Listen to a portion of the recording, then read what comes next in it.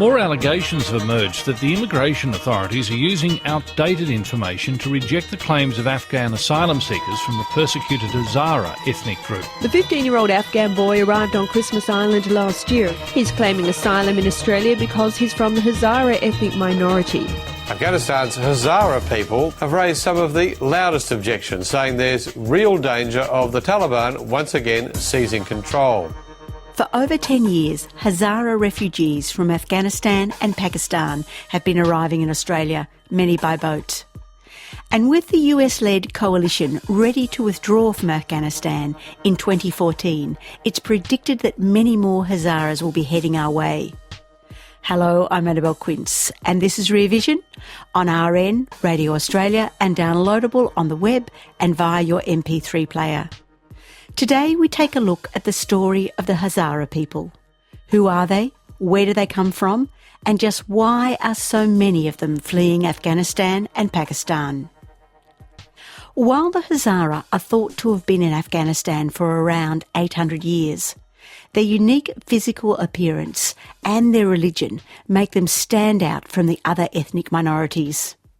Ahmed Rashid is a Pakistani-based journalist and author. Originally from Central Asia, and they are supposed to be the heirs and descendants of Genghis Khan, the conqueror who invaded Afghanistan and basically destroyed Afghanistan on his move to sort of conquer half the known world at that time. We're talking about the 12th, 13th century. And the Hazaras were the descendants of the Mongols who came through, and they look very Mongol. They look completely different from other Afghans, some of them who are Central Asian but not of Mongol origin. But the other main thing with the Hazaras is that they're Shia Muslims. 80% or 85% of Afghanistan is Sunni Muslim. And the Hazaras form the largest block of Shia believers. And as a consequence of that, they have spent a lot of time being persecuted by the Sunnis and by the largest ethnic group in the country, the Pashtuns. The first thing that we should note is that the Hazaras live in 3 different countries. Saleem Javed is a medical doctor by profession and is working as a freelance journalist in Baluchistan, Pakistan. He spoke to me via Skype from Quetta. They are predominantly living in Afghanistan, around about 7 million, which makes around 20% of the Afghan population. The second part of the community lives in Iran. And also, there are some 500,000 to 600,000 Hazaras living in Pakistan, mostly in Quetta. And the Hazaras have distinct features, Mongolian features. They speak Persian, and they adhere to Shia sect of Islam. These 3 features make them very much distinguishable from the neighboring communities. Historically, Hazaras have lived in a region known as Hazarajat, in the central part of Afghanistan. Professor William Maley is the Foundation Director of the Asia-Pacific College of Diplomacy at the Australian National University. It's a mountainous area in the centre of the country which embraces a number of different provinces.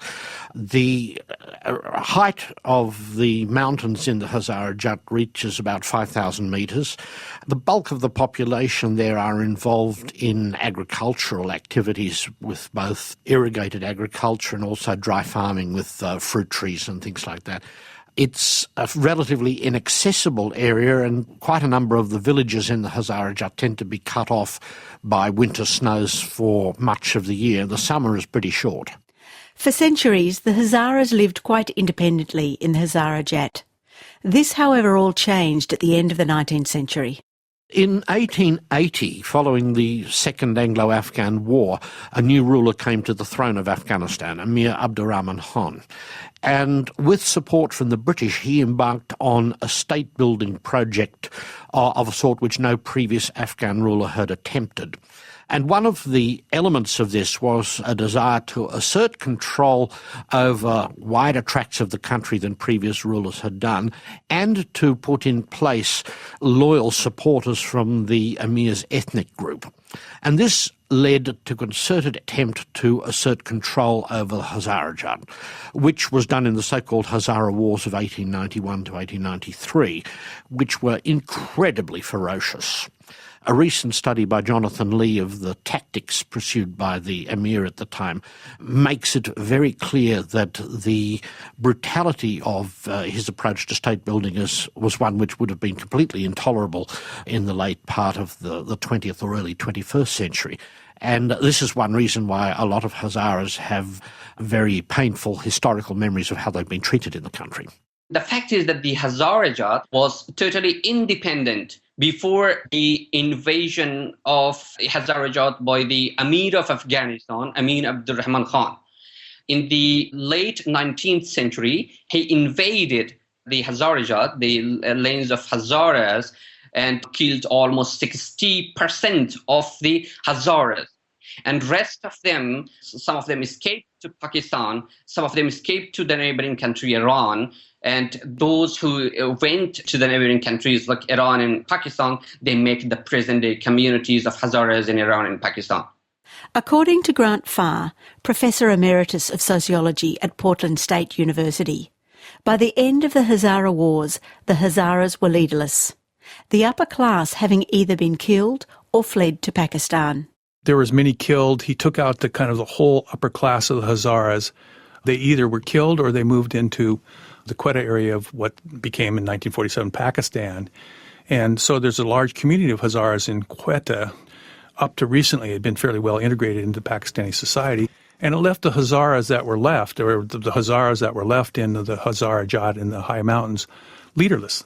And they became more of a pariah group, looked down upon by the rest of the Afghans. And that was really the pivotal kind of time. But that movement has continued. The notion of bringing somehow the Hazaras under control of another ethnic group, basically the ethnic group that's in Kabul. But the upper class during that time, or their ruling class, was either killed or they were forced into Pakistan, where they still live in the Quetta area. So how successful was the emir?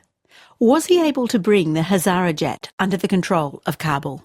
Well, it worked to a limited degree. I say to a limited degree because although a lot of Hazaras were killed in the process, a lot managed to survive. A lot were scattered to other parts of Afghanistan, and particularly in combination with poor weather, which affected crops, people found that they couldn't survive on the basis of the economic activities which thitherto had sustained them. So many Hazara labourers made their way to cities where they found their way into the lower stratum of society, doing the menial tasks that no one else wanted to do. And this is one reason why one finds Hazaras in many of the towns and cities of Afghanistan as well as in the Hazarajat. For most of the early part of the 20th century, the Hazaras either eked out an existence in the Hazarajat or worked in low-paying jobs in the cities and towns of Afghanistan. President Carter has again condemned the Soviet Union over its involvement in Afghanistan, saying his opinion of the Russians has changed drastically in the past week. He said Mr. Brezhnev had claimed that the Afghan government had invited the Soviet Union to protect it from a third nation. But Mr. Carter said this was obviously false. When the Soviets invaded Afghanistan in 1979, the Hazaras attempted to join the resistance forces, but found they weren't welcome. The resistance groups that we know about that fought the Soviet Union were largely Pashtun groups. That's because Pakistan favored them and the arms against the Russians ran through Pakistan at that time. But the Hazaras came out, some of the groups tried to form resistance groups, but what they found when they came out to Peshawar or Quetta or the other kind of places in Pakistan from which the war was fought against the Soviet Union, that they got very little support. So many of them turned to Iran. The Hazaras were always treated as almost as second-class citizens by the Pashtuns. They were the servants, the sweepers, the cooks, the drivers, and they were mistreated. And what the war did against the Soviets in the 80s was that the Hazaras formed their own resistance groups against the Soviets. The Hazara resistance leadership was not based in Pakistan, where the others were, but it was based in Iran, because Iran, of course, was a co-religionist, Iran being also a Shia country.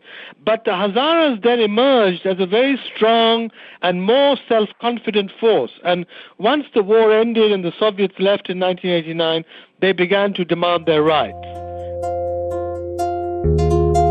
A general has crossed the Afghan border towards home in the final act of the Soviet withdrawal from Afghanistan. According to the latest edition of the Weekly Literary Gazette, almost 15,000 Soviet soldiers and officers died, and nearly 37,000 were crippled.